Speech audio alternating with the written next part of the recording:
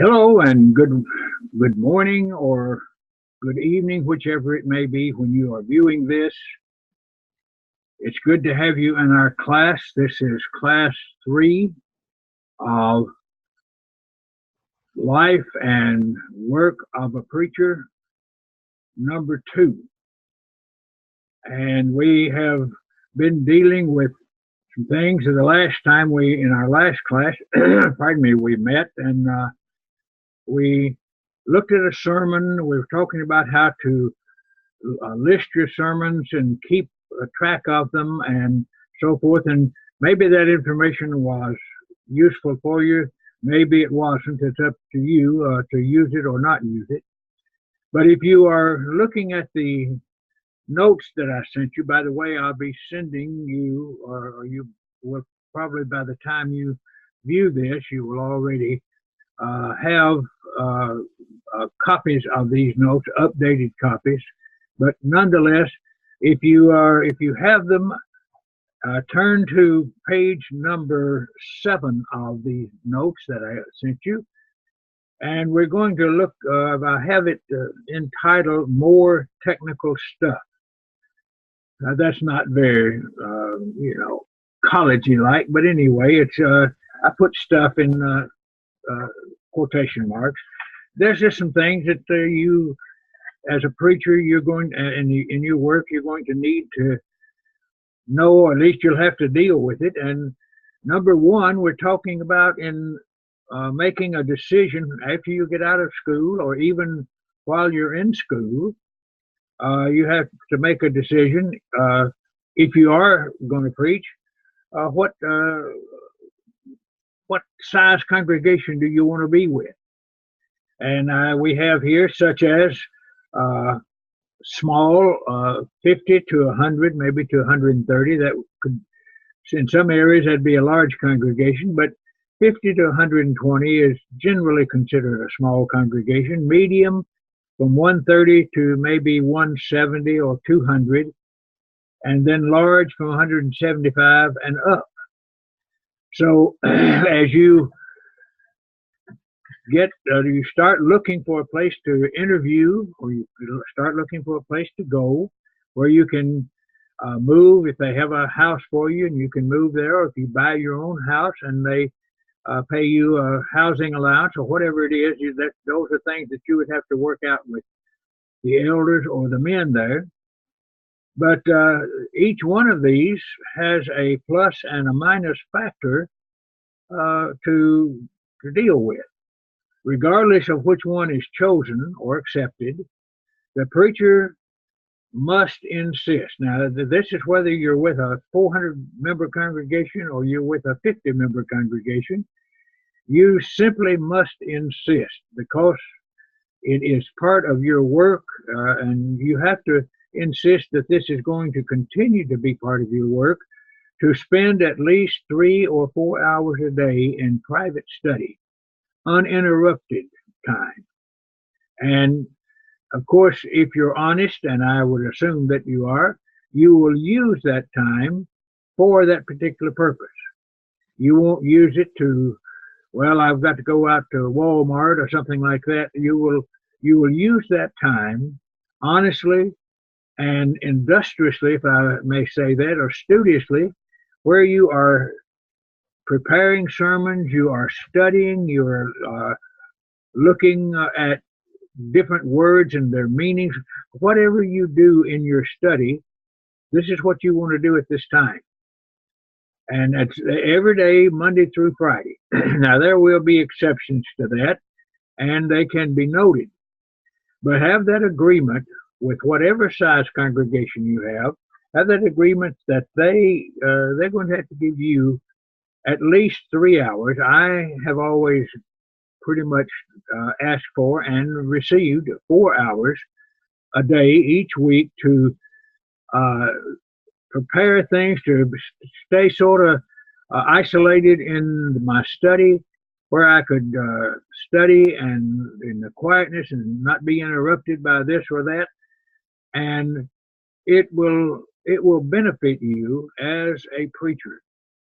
Don't be, I won't say bullied. I don't think anybody ever tried to elders ever tried to bully me, but just don't be intimidated. Tell them, brethren, I need, for the rest of my life, as long as I'm going to be a preacher, I need at least 3 to 4 hours a day, Monday through Friday, or Tuesday through Saturday, or whatever it is that you do. Sunday is going to be a day of personal work. You'll see that by that. I mean, you'll be in the pulpit, you'll be in the class, but you're going to need the 3 to 4 hours of study time every day and use it for that purpose.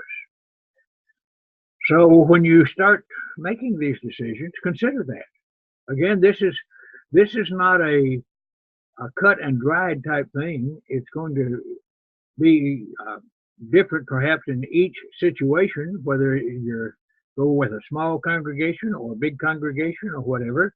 But anyway, you need to, as much as possible, to demand that much study time.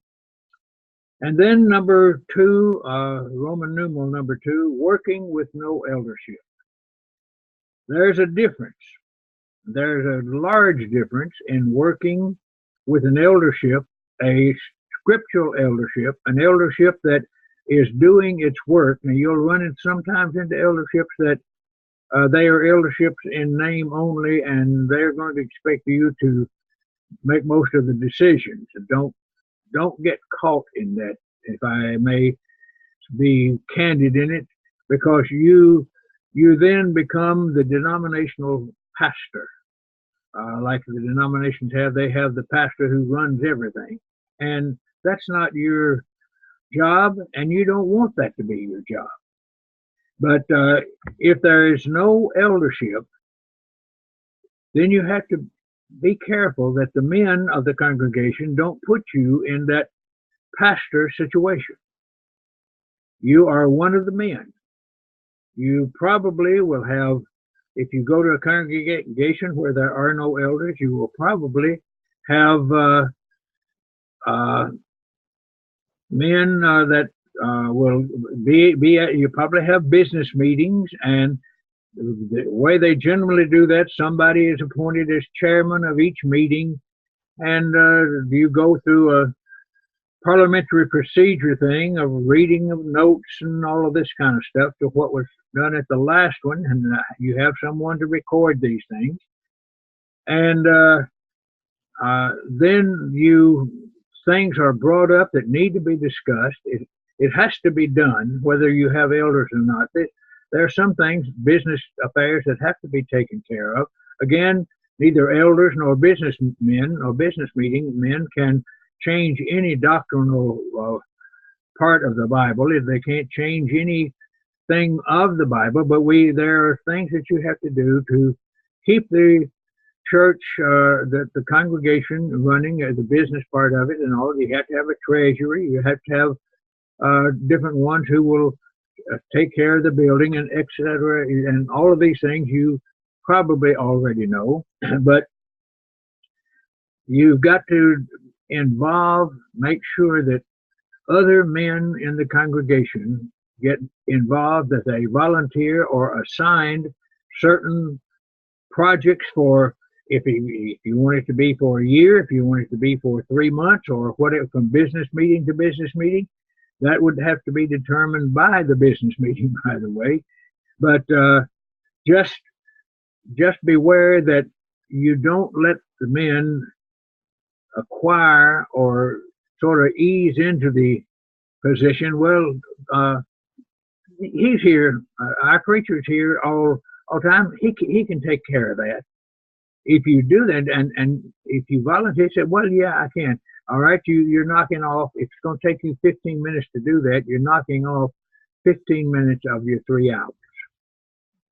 And you do that 3 or 4 times, and and if you run into problems doing these projects, then you are cheating yourself out of study time that you do need. You may not want it, but you do need it, and you will need it when you're 80 years old.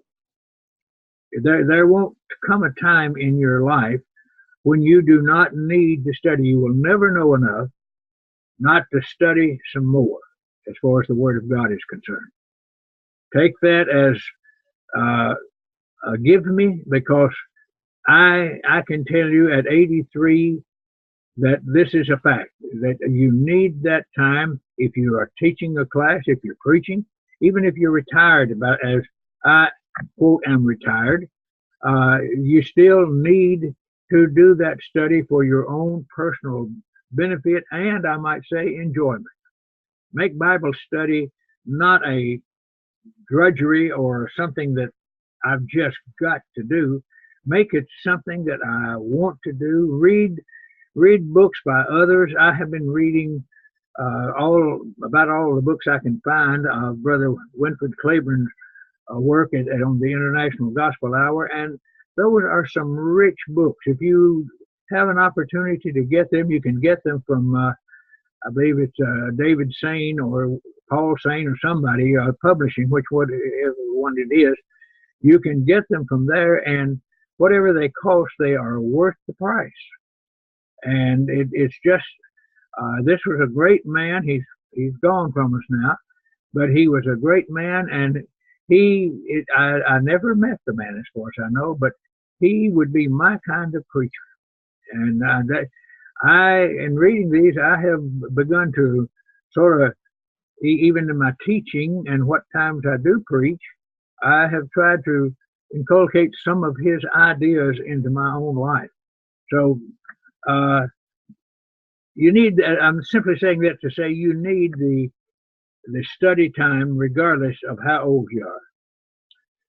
And then you refer back. Number 3 that I have here on the notes, you refer back to what is the real work of a preacher as a preacher. Understand, again, you are a Christian. You are a child of God. But you are, as we're going to study sometime later in this session or in this quarter, you are a man or the man of God in one sense at that congregation. In other words, you are the one that is going to be presenting God's word in its truth and in its fullness. That has to be done. That is your job as a preacher, to proclaim Jesus Christ and Him crucified and all that is involved in that. And if there's anything that takes away from that's going to take away from your preparation, don't accept it. Just tell the brethren, I can't do that. They may say, well, that's what you're paying them for. No, you're not. They may think that's what they're paying you for. In fact, if they're paying you to preach, it's as just to get up and read a sermon or something, then they are treating you as a hireling.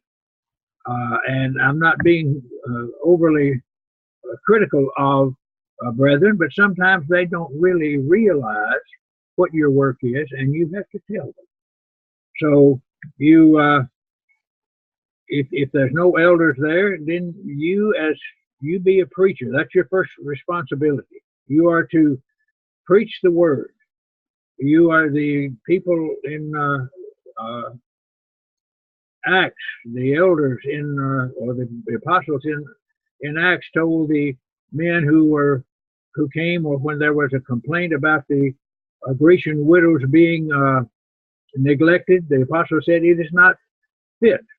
It is not what we need to do to stop doing what we're doing and serve tables, but we can appoint men to that work. And that's what they did. But they understood the importance of their work. The other work was important, but others could not do what they were doing.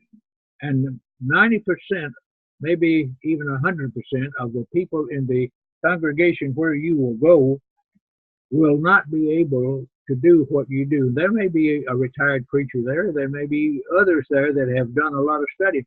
But for the most part, you are going to be the one who has prepared yourself to preach. You know what you're doing. And, then you do that. And then number 3, what about working with a city and or a rural church? Both of these have and have had with me advantages and disadvantages. I have preached in some of the larger, well, a couple of the larger congregations, but mostly, as we'll look at number two in this, I've chosen rural areas. But let's just look at the city advantages. Well, number one, the members of that church should, and most of the time they do, recognize that one man cannot do all of the visiting and the transporting of other people's children to school or anywhere else in ball games. And lots of times you're going to be the one they call on. But in a larger congregation, they realize that you don't have that time.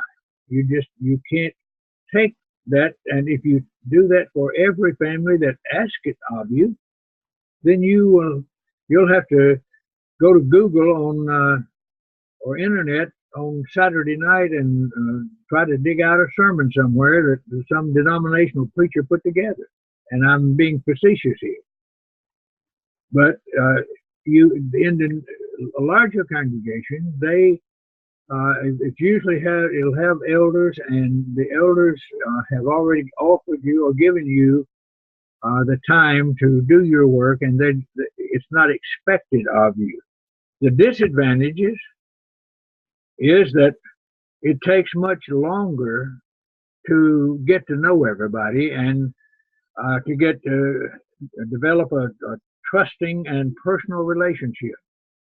If you have a congregation of 300 to 400, that means probably 80 to 90 family members, maybe even more families. And if you visit one a week, it's going to take you a year and a half or almost 2 years to just make a visit that generally will last. It may last for 2 or 3 hours. It may last for 15 minutes, but you never know till you go there. But you won't have the time to do that. And then there are those in the congregation, because they don't know you that well, they'll have a problem that you could honestly and gladly assist them in, but they're too shy to come and tell you. They don't know you well enough to talk about personal problems. Maybe a man thinks his wife is being unfaithful, or a woman thinks her husband is being unfaithful, or something of that nature. When a child gets in trouble at school or something, and they need to talk to you, but most of the time, or a lot of times, they don't, because either they know what they feel that you're too busy, or you are a big time preacher in their eyes. You're preaching for an uptown church or a big church, and therefore you don't have the time to fool with them personally. And like I say, it's a disadvantage. Now, my personal preference, and I'm going to give that here on the top of page number 8, my personal preference is rural. I have in my 59 or 58 years, I preached my first sermon in 1959, you do the math, but in my years of preaching, I have generally, in fact, almost always looked for a rural congregation. There are several reasons for that. Number one, I was born in a very rural area. My mother and father were sharecroppers on my grandfather's farm.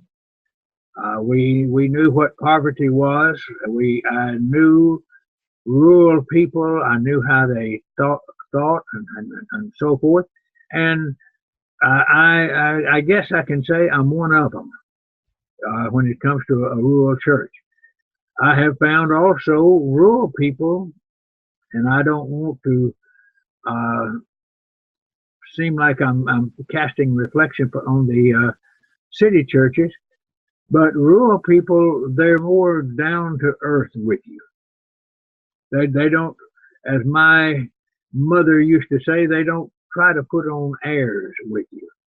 Sometimes city congregations, there are people there that they're in some of their social organizations or whatever, and they I hate to say it, but as we used to say, they look down their nose at you, and you don't find that in a rural congregation, not too much. I don't know what it is now, but it when I was coming through those years in 30s and my 30-year and 40-year ages and 50-year ages, I stayed mostly with the rural area. I've had two or three of the larger congregations, and it was enjoyable work, but it was different from the rural area. The only, well, I won't say it's the only, but one of the disadvantages of a small rural area or church is that they're not going to be likely to pay you or support you in the manner that one of the larger churches would. I might just be, as a personal way to put it, my highest salary for a year in doing the work of a preacher in those 50-something years was $40,000 a year, and that nowadays that is, I don't know if it's above or below, just below the poverty level.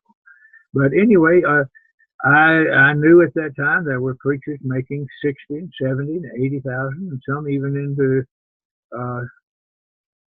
the six figures of 100,000 a year. I never wanted that much. I didn't need that much, but I could have used more than I got. But I still chose to stay there because rural people, they love the country. They live a simple life. And I don't mean that they're poor in that sense, or that they're simple people, but they love being out in the country away from the crowds. And they're just, when they come to worship, that's what they come for. And I'm not reflecting it all on the larger congregation. I'm just saying that there's one of the things that I have found, and I enjoy doing it. Well, I enjoy the smaller rural congregation. I'll just put it that way. Number 5, Roman numeral. Number 4. Let's get that one. I missed that one. What about serving as an elder or deacon in addition to being a preacher? If you meet the qualification of an elder, and the brethren ask you to serve as an elder, or if you have already elders and they ask you to serve with them, what do you do? Do you serve with them, or the situation can and probably will come up, especially if you're in a smaller area. But can it be done? Now, I have heard arguments on both sides of it, and I have been on both sides of it. I have been a preacher serving under elders, and I have been a preacher who was appointed by the congregation as one of its elders. I frankly, let me put it this way, I frankly would rather that the church have elders and not involve me in it. Not that I wouldn't enjoy the work, but what happens, it becomes a double job for you. If you do the work of a preacher and you do the work of an elder, sometimes they don't match, and you're carrying two loads. And if it is needed, if you see that it's needed, and your voice as an elder will encourage the other elders, or if you have a congregation that doesn't have elders and they're two men who qualify in all ways, and you're one of them, and the church wants to have elders, my advice and my counsel would be, by all means, if you want the work, I won't say want the job, if you want the work, and that's what it is. Any man desires the work of an elder, he desires a good thing. And if you want it, and you know you can help the church by that, my counsel would be accepted. If there are elders that seem to be doing, you've been there a while and you know what they're doing, and if they're fulfilling the responsibility and doing it well without you, and they just want to bring someone else in, I would counsel you to stay where you are as a preacher, and thank them for considering you, but that your work as a preacher is important, and you still need the time to do that. That's my counsel. I'm not making it a doctrine, but I think you would find that if you get in those situations, I think you find it to be good counsel. But then number 5 now, serving as a tent making, and you as preachers, you know what that means, because Paul said that when some support did not come, said that he began using his regular trade. Every Jewish father taught his son a trade, and Paul was a tent maker. I don't know what all that involved, if it was the weaving of it or the cutting out of the material. I don't know all what a tent maker makes, but it has become synonymous with a preacher who works at a public job or at a something that he does at home as he makes his living, and he also preaches. That he supports himself in this. And if you can do that, and I'm going to be very sincere and serious, if you can do that and do it, do your preaching work, and if you can support yourself in that by some other work, there are those who say, no, don't do it. But especially if you're older, I would say if you can do that, do that. I'm not trying to do away with full-time preachers, but if you can keep your job and work as a preacher, I'll guarantee you this: I did that for 5 or 6 or 7 years, and I enjoyed it. I think I was doing a good work till the best friend that I ever had, he's gone now, but he called me up one day and he said, Ernest, we live in the same county, and we preached at different congregations, and he told me, he said, you need to get into full-time preaching, and he gave me some reasons why, and he convinced me. But I think this is a personal decision, and if you can preach, and at least till you can get enough that you can live on, and then if the church can't pay you enough to live on, and then you can supplement your salary with what you put aside. But then we have in mission work, yes. In mission work, I've gone into several different parts of the world in mission work.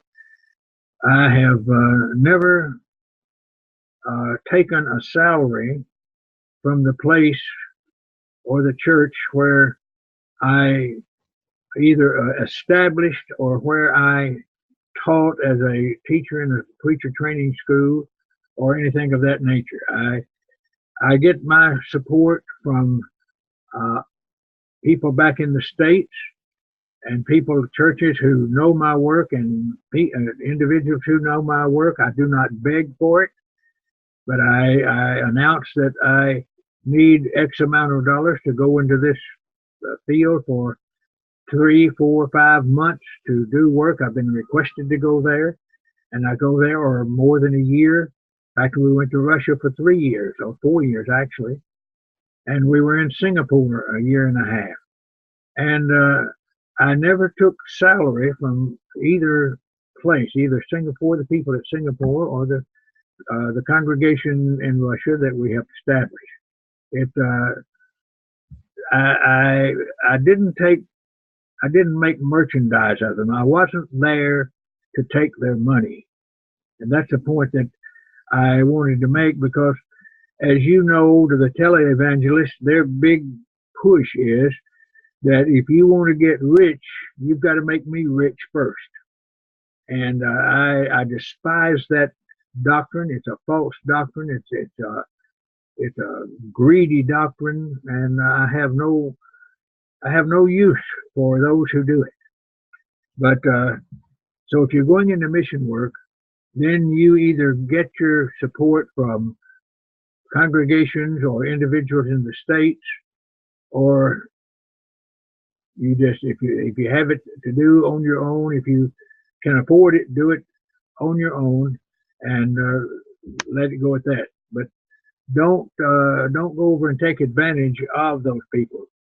And my number 2 here, I've already sort of dealt with that, but be a part-time preacher only as long as it takes to get enough salary to go full-time. Yes, I was happy those 5 or 6 years.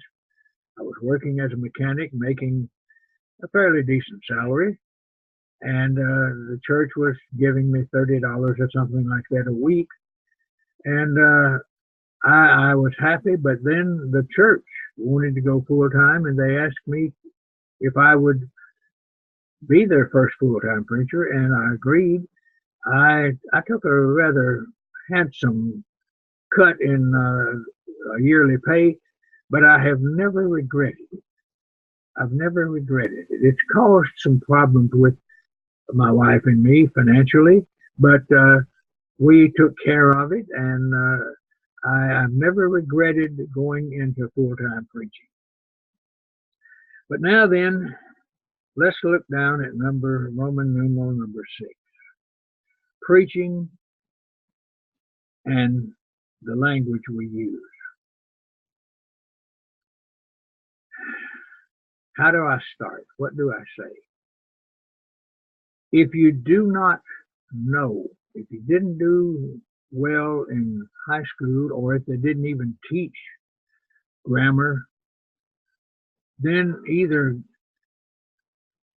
go somewhere and find a tutor that will teach you, or enroll in a college grammar course. Some of them do offer it.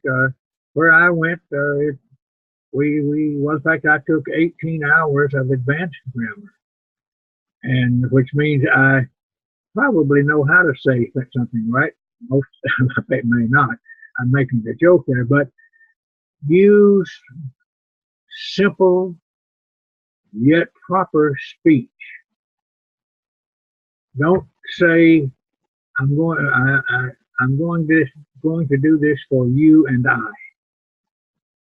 Now that sounds all right, but it's not all right, because when you have a for before you, then you have to have a for before I, and to say for I, you would say, I'm going to do this for I. You would say, I'm going to do this for me. You can get on at a library, or go somewhere and get you an excellent book. Go to most of your high schools and ask them for a copy, or an address where you can get a copy of their high school, their 12th grade English grammar book. And that's what, when I took that 18 hours of advanced grammar in college, that was our textbook. It was a high school grammar book. It doesn't change when it gets into college. Just because you go to college, you don't change language. And the 12th grade or 10th, 12th grade grammar book is right down the line. I don't know if schools still teach that or not, but you can still get the books. But use proper English or proper grammar. If you don't, it's going to detract. Now, there will be some people in the audience that if somebody asks, was that you? And I say, it was I. That it sounds strange to them, because most people, it was me. Yeah, that was me. But the grammar is not it was me. Just remember this little point that my grammar teacher, one of the first things he pointed out was that is, where you have was and all this kind of stuff, those different verbs are transitory verbs, and they do not take an objective. If I say it was me, then I have made me is in the objective case. If I say it was I, then that's correct.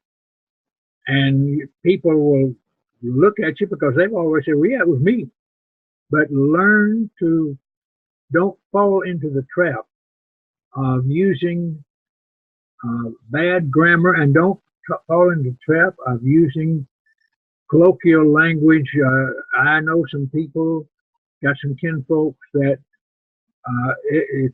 well, I ain't going to do that, and he ain't going to do this, and get that word out of your vocabulary. Slap yourself every time you use it, and I say that facetious. But don't use that kind of language. Now, sometimes, for emphasis' sake, we might say it ain't going to happen.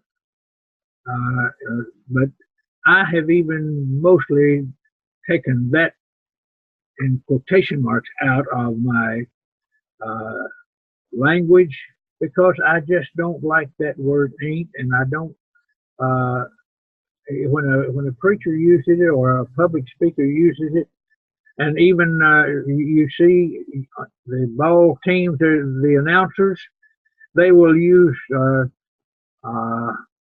that, they'll put the objective to I a lot of times. Well, just, it takes a while to break yourself of some of your old habits, but you can do it, and you need to do it. You want to be able to teach and preach in such a way that highly educated people can understand you. I don't remember if it was Brother T.B. Larimore or Brother N.B. Hardeman, one of the old-time preachers I've read. I wasn't there, but I've read where he would tell his preacher students that when you're preaching, put it down where the calves can get it. And what he meant by that, if you are a farmer and you've had cattle, you build a feeder and you put the feed up at the level where the cows standing there can eat it. But this fellow was saying, you not only put it up here or there, but if you're going to put it one place, put it down here where the calves, where the simple people, those who are not highly educated, where they'll understand you. And the higher educated people, they'll understand it. They may be amused at some of your phrases, but if you're using correct English, they will learn. If you doubt that, go back. You should read it at least once every 3 months anyway. You ought to read the New Testament that time, once every 3 months. But go back and read Matthew chapters 5 through 7. That's the Sermon on the Mount. And just read it to learn, but read it for a purpose. Look at the language Jesus used. I think you'll find maybe 1, 2, 3, or 4 3-syllable words, but most of them are 1 and 2 syllables. And the people marveled at it. They understood him. And I had a college professor, I certainly won't name any names here, but he was proud of his doctorate degree, and he used language that I knew what he was saying because I had made the pains to try to learn. But a high school senior going into college under that person, he would be lost. And we're going to be teaching, when you go to in a mission field, you're going to be teaching people who have never, most of the time, never heard the Bible, never heard of the Bible.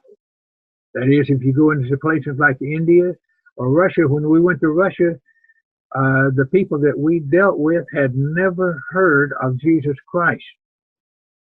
You think that sounds absurd?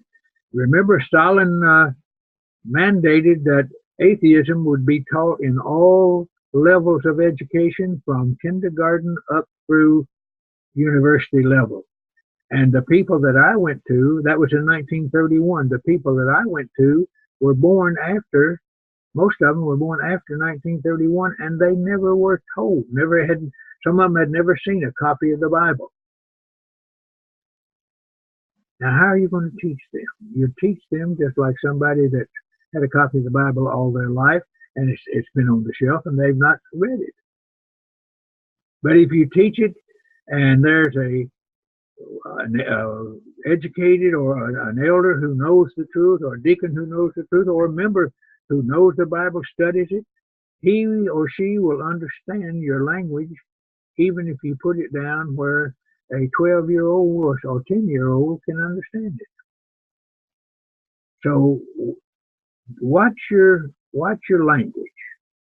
And then the last thing on this page, at least, is the personal appearance. I grew up when men. At one time I met Brother C.R. Nichol. I met Brother and sat in a class taught by Brother Gus Nichols many times. I've listened to some of the great preachers. I've known them. I was a young man. They were older, but I knew them. Brother Foy Wallace was a personal friend of mine, and I think he counted me that way. He did meetings for us, and I'd meet him, and we would discuss things because I thought, and well, he was the only person at that time that I had ever known who had memorized the Bible, and he did, as far as I know. But as far back as I can remember, from my youth, growing up, the preacher always dressed like he wanted to present himself as someone to whom you would listen.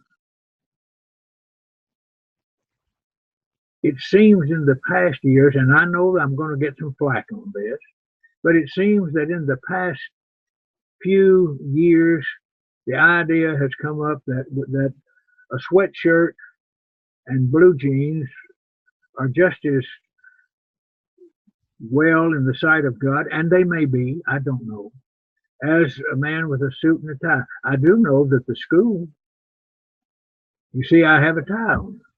The school says I have to wear that tie. It doesn't say I have to have a coat on. I generally wear a coat, but I don't when I'm taping these or recording these. But when I see a man or a woman dressed in modest apparel, not flashy apparel, not trying to put on a show, a fashion show, but someone who takes pride in who he is or who she is and takes pride in their appearance. I appreciate that. I had all of my life, I had the example set before me. As I said, my father, I was born just right after the Great Depression. My parents were very poor. My dad was baptized 3 years before I was born. But from that time to the time he died, I think at 82, I never saw him at a worship service without a coat and a tie. And that stuck with me.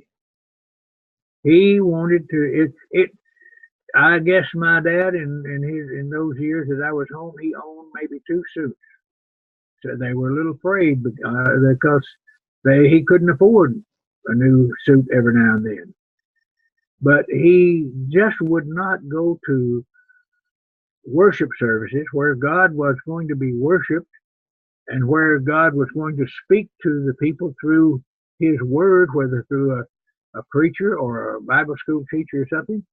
And sometimes he taught the Bible school, but he just wasn't going to appear in a casual way to an assembly that is not casual. Again, I do not make it a doctrine. With myself, I make it a doctrine. In other words, and I make it a very personal concept. If I'm going to appear in a place where God is being worshipped, I want to at least be dressed as well as I would be if I was going to appear before a king or a queen, or if I was going to be giving a speech before a lot of people. I would want to present an appearance to them that it might show that I had some respect for who I was and who I was, or whom I was worshiping or speaking of. Again, I do not make that. Don't go away and say, Ernest Underwood said, if you don't have a tie and a coat on, that you're going to go to hell. No. I am talking about my personal preference, and the reason it is my personal preference is because when I was in the military, I was in Korea. Our clothes over there, I was there during the war, and our clothes over there were not dress clothes. We wore the olive drab things, but even then, I was a military policeman. Even then, because I was one in authority, there were certain dress codes that we had that the fellow on the line didn't have. And we were people of it. We had the authority. It was given to us. We trained for it. And there were some that misused their training and became what we call chicken policemen, but I never was one like that, and I can say that honestly. But I was in the military. I was representing my country, and I know I was in a war zone. But when I got, if I had to get in some way, get my uniform dirty or smudged, then I would not wear that again until it was clean. And I guess what I'm saying to you, you make your decisions, but make sure and ask yourself, would I wear this if Jesus was going to be in that assembly in person? That's really unfair, but still ask yourself that. I believe that well, I know I went to see the president one time, and that was President Bush when he was in Florida, and he was had a stopover down in the Fort Walton area, and I went with Kyle. He was president of the United States. And I wasn't going to appear before the president of the United States looking like a bum. Now, before someone says that you're judging appearances, I grew up with people who wore their white shirts and their bib overalls to services, because that's all they had. But I'll guarantee you, those bib overalls were clean, they were starched and ironed. They may have had patches, and some of them did, but it was the very best that those old farmers had. And they respected God enough to wear it. Criticize me for this if you will. I don't mind. I don't demand that you agree with me. I am not saying that you sin if you don't do the same thing that I do in this. I'm just simply saying, take note of who you are, who you're representing, and how would you want to be represented if you appeared before him, if he was going to be in the audience. we should present ourselves, this is my opinion, in the most appropriate way that we can. The best we have. If a pair of overalls is the best we have, make sure they're clean. But remember, you are, what if you're before one of those congregations of 400, or you're before one of those congregations of 50, you are standing there as a representative man of God. And that takes us to our next page, which is page 9. We don't have but just a few minutes to introduce this, and then we're going to talk about next week or in our next lesson about this, and then the next time we meet, which will be after this one, the next one. Please, if you have that book, Man of God, bring that book, get down with it, and get these notes that I am sending you. Get all of it there as you view this recording, because we're going to deal from this point on, as I note in the top of page 9 in my notes, unless notified by the instructor, the remainder of this study, the life and work of a preacher, the book already recommended, Man of God, entitled and edited by Sean Matthews, will be the main source of our study. And we're going to look at some sermon, how to do sermons again, but we're going to do that when we talk about the Man of God and the type of lessons he preaches and so forth. We're going to do that, but we're going to look at that book. I would strongly advise you to read it. I got mine, I don't know, maybe 8 weeks ago or something like that, and I've already gone and read it through twice. It is an excellent book. Some of the things that are in there I don't agree with, or I may think in my own mind they're not as important as some of the other things, but you will benefit yourself greatly if you read that book, The Man of God, edited by Sean D. Mathis. It's a book of different articles or by different preachers. Many of those preachers I have known personally in my life. Some of them are gone now, but they were great men of God. In fact, the second author that we will look at is Hugo McCord, and I knew Brother McCord for many years and had him in my home and deeply respected him because of his great knowledge. And now I have the opportunity to take some of his writings and try to help those who are learning to preach and who want to preach. This man could tell you how to do it because he did it for years, and I think it will just be some great lessons that we'll learn.